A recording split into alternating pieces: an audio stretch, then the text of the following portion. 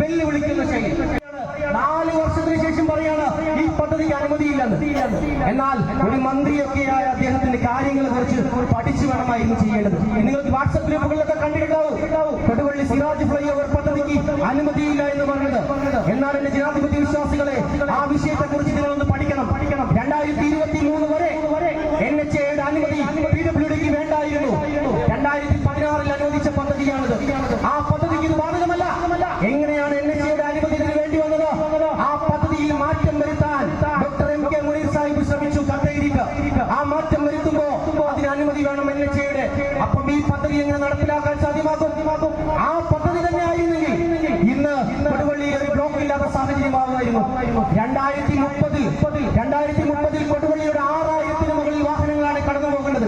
2025 ഇപ്പൊ കടന്നു പോകുന്ന വാഹനങ്ങളുടെ എണ്ണം 3000 മാത്രമാണ്. 5 വർഷം കൂടി കഴിഞ്ഞാൽ കൊടുവള്ളിയിലെ ഒരു ഓട്ടോറിക്ഷ പോയിട്ട് ഒരു ബൈക്ക് പോലും പോകാൻ കഴിയാത്ത സാഹചര്യത്തിലേക്ക് കടന്നു പോകും. ഇനി ഒരു പുതിയ പദ്ധതി വന്ന് ആ പദ്ധതിയെ കുറിച്ച് പഠിച്ച് സാമൂഹികാഘാത പഠന റിപ്പോർട്ട് തയ്യാറാക്കി മറ്റ് പഠനങ്ങളൊക്കെ നടത്തി വരുമ്പോഴേക്കും മിനിമം ഒരു 10 കൊല്ലമെങ്കിലും കഴിയും. ഞാൻ എന്റെ പ്രിയപ്പെട്ട MLA